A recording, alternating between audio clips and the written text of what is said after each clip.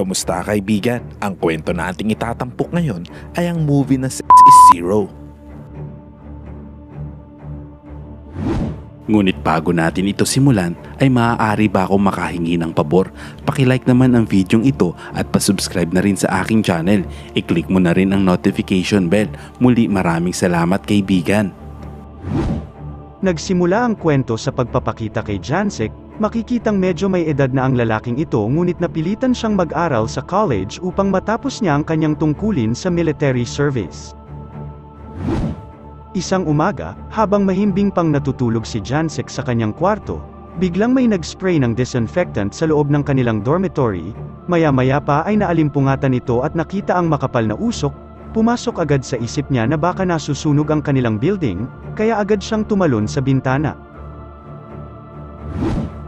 Sa ibang eksena habang si Jansek ay kumakain sa kantin ay may nakita siyang isang magandang chick sa kanyang harapan. Panay ang sulyap niya sa dalaga na nagngangalang Yanho, ngunit dahil sa kanyang ginagawa ay napansin siya nito, at kung kaya naman ibinuka nito ang kanyang mga hita upang tuluyang mabusog si Jansek sa kanyang paninilip at dahil dito ay halos mabulunan nito sa kanyang kinakain. Sa sumunod na araw, makikita ang tatlong lalaking kamote na nanonood ng Viva Max. Dahil nagkalat ang mga daga sa kanilang kwarto kaya bumili sila ng lason sa daga at pinalaman nila ito sa sandwich para siguradong malalason nila ang mga peste. Ilang sandali pa ay pumasok si Jansek sa kwarto at napansin ito ang napakasarap na sandwich na nasa sahig. At dahil nagugutom at hindi pa siya nakapag-almusal kaya kinuha niya agad ito at tinanong ang mga kaibigan na kung pwede niya ba itong kainin. Sinabihan naman siya ni Yusef na huwag kainin ng tinapay dahil maaari siya ritong mamatay. Inakala naman ito na niloloko lang siya nito. Nang buksan niya ang sandwich ay natakam siya kaya agad niya itong binanatan. Nang makita ito ng tatlong kamote ay hinabol nila ito upang mahuli si Jansek at pigilan itong kainin ang sandwich. Ang matindi ay habang tumatakbo siya papalayo ay inaasar niya pa ang tatlong kamote at winawagayway pa niya ang tinapay at akala niya ay nakalibre siya ng masarap na sandwich. Tumakbo siya pababa ng hagdan hanggang sa hindi na nila ito maabutan. Kinalaunan ay lumipat ang eksena na makikitang nasa hospital na si Jansek para gamutin mula sa pagkaka-food poison. Sa ibang eksena, sa loob ng tren habang si Yanho ay bumabiyahe, may nararamdaman siyang isang kamay na humihimas sa kanyang likuran. Buti na lang at nakita ito ng isang lalaki at itinulak ang manyakol na ito palayo. Samantala si Jansek na kalalabas pa lamang ng hospital ay nagkataon na sumakay din sa tren kung saan tumayo siya sa likuran ni Yanho. Dahil sa umuuga ang tren habang ito ay umaandar ay hindi naman sinasadyang nasusundot siya ni Jansek na naramdaman ng dalaga. Nang hindi na makatiis si Yanho, hinarap niya si Jansek at sabay na inuppercut ang kanyang dalawang yag balls, kaya dahil dito ay muling na-admit sa hospital si Jansek. Nang malaman ni Yanho ang katotohanan tungkol sa nangyari, pinuntahan niya sa hospital si Jansek upang ito ay kumustahin at manghingi ng paumanhin. Sinabi niya na gusto niyang makabawi sa nangyari. Dahil dito ay hiniling sa kanya ni Jansek na humiram ng isang training room upang gamitin sa kanilang training dahil ang kanyang martial arts group ay nangangailangan ng isang lugar upang makapag-practice. Kinabukasan, pinagbigyan naman siya ni Yanho at nagkita sila sa isang training room na ipapahiram nito sa kanya ngunit binalaan siya nito na huwag magpakita sa gym instructor dahil magagalit ito sa kanila. Bago umalis ay iniabot niya kay Jansek ang mga susi at lumabas ng silid. Samantala, habang nasa kalagitnaan sila ng training session, nang biglang pumasok ang gymnastics school trainer na mukhang masungit. Tulad ng inaasahan ng lahat ay natakot na baka maban sila. Mabuti na lang ay nakuha ni Songok ang kahinaan ng babae at mukhang nabihag niya ito. Sa huli ay pinagsama-sama sa loob ng silid ang mga martial artist at gymnastic student na babae para doon magsanay ng magkakasama. Hindi naman inaasahan ni Jansek nang itinuro siya ng isang magandang chicks na maging sparring partner niya.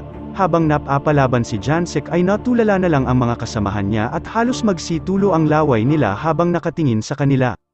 Sa di inaasahang pagkakataon, ng mga oras na yun ay nakita sila ni Yanho, kaya naman, yumuko na lang si Jansek na parang may maling nagawa. Pagsapit ng gabi ang mga manlalaro ay nagpunta sa isang bar para mag-party-party.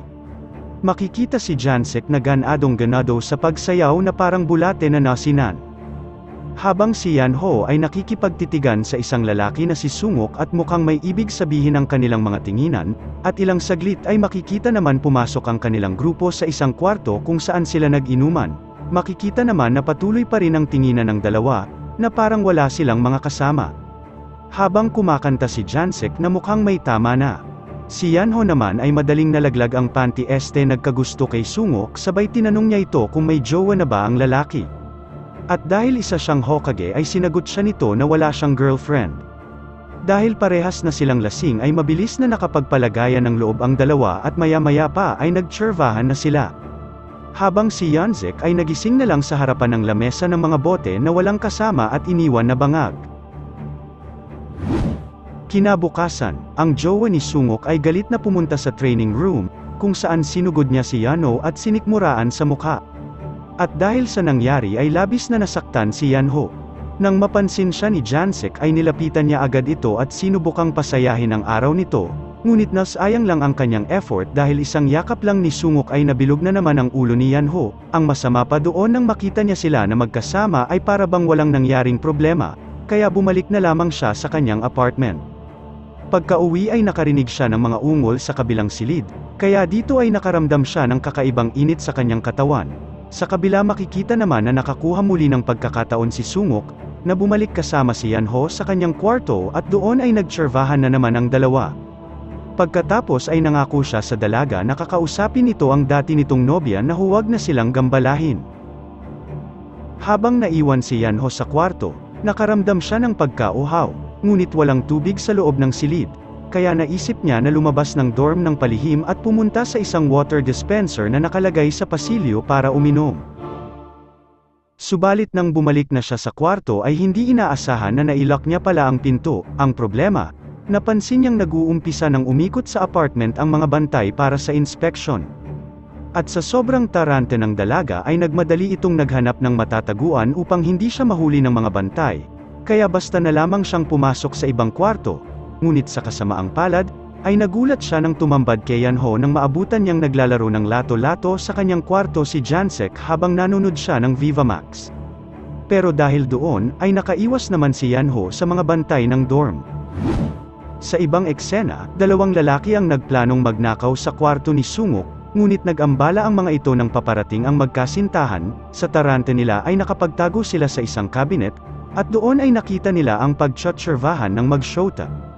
Nang makakuha ng pagkakataon ang dalawang lalaki, mabilis silang lumabas mula sa bintana upang tumakas. Sa kabilang kwarto, humingi ng pabor si Yanho kay Jansek na gumawa ng paraan para mabuksan ang nakalock na pinto ng kwarto, kaya naisipan nitong dumaan sa bintana at dito ay nakita ni Jansek ang dalawang magnanakaw sa bintana na tumatakas. At dahil hindi sila makaalis sa kanilang kinalalagyan ay may nakakita sa kanilang mga chismosa sa kabilang building at inakala na tatalon sila mula sa taas kaya agad itong tumawag ng rescue. Ilang sandali pa ay agad na dumating ang mga bumbero at sinubukan silang sagipin, ngunit nauwi ang eksena sa isang kunwaring pag-hostage kay Jansek ng dalawang lalaki bilang palusot.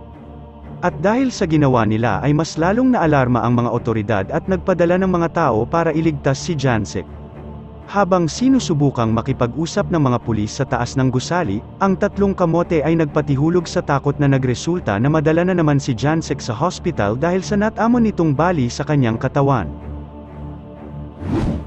Sa ibang eksena, habang nagsasanay si Yano ng gymnastic ay sumakit ang kanyang tiyan at doon ay napag-alaman niya na siya ay nagdadalang tao. Nang sabihin niya kay Sungok ang kanyang nalaman, imbis na matuwa ay binigay na lamang kay Yano ang isang credit card at sinabing huwag muna silang magkita at pinapasolusyonan sa kanya ang problema ng mag-isa.